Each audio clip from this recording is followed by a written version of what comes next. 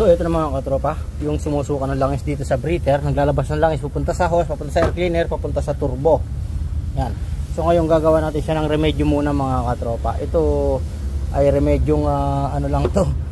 Kumbaga papalit muna tayo ng washer ng injector. Tapos palitan natin itong valve cover. Kasi nga sigurado may problema na yan kasi naglalabas na ng langis mga katropa. So yun lang muna yung gagawin natin at papaobserba natin kay customer. Pero sinabihan ko na siya pagka ganun pa rin na talagang need na natin na i-rebuild yung kanyang engine mga katropa. Kaya ngayon bigyan muna natin siya ng first step. Yan, magtatanggal tayo ng injector. Tapos lilinisin natin, tapos palitan natin ng bagong injector washer, yung cooper washer, tapos valve cover mga katropa. Kaysa sa i-overhaul na natin agad, bigyan muna natin ng ano para ano hindi mawala sa budget si customer. Siyempre meron din ibang customer may pinaglalaanan yan, kaya hindi natin na tulungan muna natin siya sa ngayon. Pero pagka talagang ganun pa rin, so no choice na talaga mga katropa.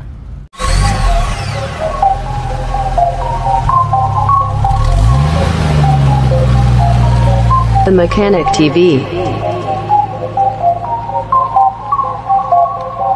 Who made this? The Mechanic TV channel, dito ay manood ka. Click mo subscribe button, click yung bell, updated ka sa mga paparating namin na gawain. Alam mo na, subaybayan galaw ni Sir Edgar, manapat manood ka. So ngayon, i-share ko sa inyo kung bakit malakas yung back pressure, kung bakit sumasabay yung langis sa hangin mga katropa, at bakit siya nagkakaroon ng yun nga, back pressure. Ito yung dahilan mga katropa kung bakit siya nagkakaroon ng back pressure. Sa injector pa lang makikita na natin kung bakit nagkakaroon ng back pressure. Siyempre yung back pressure ang gagaling sa piston, tinutulak niya yung pataas yung pressure ng chamber. Kapag may leak si injector, pupunta sa engine yan. Lalo na BT50 or Ford yung model. Dito lalabas yan, dito sa ano na to, dito sa pinakaano na yan, dyan. Wala namang o-ring dyan. Yung pinaka-seal niyan yung ating washer lang. Kaso, si number 1 washer, kung mapapansin nyo mga katropa, ayan ito. Wala na, failure na tong gantong washer mga katropa. Kaya nagkakaroon siya ng back pressure. Sa number 1 pa lang, malalaman mo na, ayan ang itim-itim mga katropa, galing sa chamber. Tinutulak ng chamber, pupunta rito, pss, pss, gumaganyan. Tumatagos na rito. Si number 2, hindi masyado, mukhang okay yung shield niya dahil maganda yung injector mga katropa. Walang carbon, walang ang sunog na ganito mga katropa. Si number 3 ganun din, mukhang maganda pa yung kanyang pero palitin na rin mga katropa. Ayan. Si number 4, napansin ko wala siyang washer, kahit anong dukot ko dun sa butas ng number 4, wala siyang washer, kaya ganito siya kaitim. Tapos ngayon, si number 5 mga katropa, ayan, napansin ko dalawa yung washer. Hindi siya nagdidik kasi dalawa yung washer mga katropa. Yun mga katropa, si number 5 medyo maganda kasi nga walang leak, nag double washer mga katropa. Ayan, si number 4 wala siyang washer, nasunog. Ito yung malakas na lumabas yung pressure mga katropa sa ating chamber. Tumatagos dito yan, dito pumupunta sa ating cylinder head dito, kaya magkakaroon siya ng pressure habang tumataas yung tinutulak ng piston pataas pupunta rito.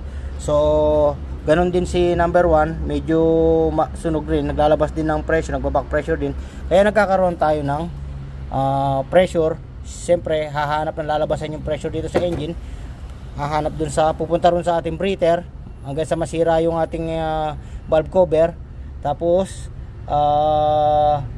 sasabay yung langis papunta sa ating hose, pupunta sa turbo, kaya nagkakaroon ng ito sigurado ako, pero hindi ko tinesting kasi mga katropa na paghugot ng dipstick, pero sigurado may usok mga katropa tsaka dito sa valve cover cap, dahil dun sa dahil nga dito sa napansin natin na ito sa number 1 tsaka sa number 4 malakas yung pressure niyan, hindi niya na ma-shield mga katropa. Dapat nag-stay lang siya sa chamber, so hindi na ma-shield. So meron din siyang tendency nagkakaroon ng low power pag ganito mga katropa. So ayan, kung mapapansin nyo yung ating washer, ito wala na to talaga, leak na to kahit nandito yan. Ayan nakaganyan mga katropa, or ganito yung position yan, nakaganyan yung position yan, hindi niya na ma-shield yan mga katropa. Kaya nga umitim ng ganito mga katropa yung ating injector dahil sa carbon. Sa number 2 and number 3 medyo okay pa. Ayan mapapansin nyo meron na rin lumalabas-labas mga katropa. Ayan itim ibig sabihin dumadaan na dyan yung pressure ng ating chamber, sa chamber pagtulak ng piston. Yan, dito wala. Ayan ito maganda pa yung ng number 2. maganda pa yung pagkakasil niyan. Kaya pero meron na rin na paunti-unti lumalabas yan dito sa number 5. Ayan oh, magkaasawa yung washer na ganyan. Kasi ginawa sa labas, hindi ko alam kung kailan mga katropa. First time ko lang itong bubuksan yung mga ganitong injector. Ngayon lang nabuksan to mga katropa. Kaya ayun, kaya magkakalangis tayo sa turbo dahil sumasabay dun sa ating air breather, punta rito sa air cleaner, pupunta rin sa turbo, kaya nagkakalangis. Kaya pupunta rito yan, punta sa intercooler, magkakalangis, pupunta rin sa intake, magkakalangis syempre. Hindi naman masama magkaroon langis dyan sa ating system ng turbo. Kaya lang, wag naman yung sobra-sobra mga katropa. Yan, ito sobra-sobra to, malakas, tinutulak ng pressure papunta rin sa breather. Kaya pinakita ko sa inyo sa ibang video natin, makikita nyo meron siyang langis dun na malakas, pati rin sa hose. Pag tinaob mo yung hose, tutulo yung langis mga katropa. So yun lang napansin ko mga katropa. So kaya pinarequest natin ng bagong washer. Tapos pinalitan na rin natin ng ating valve cover mga katropa. So yun lang mga katropa.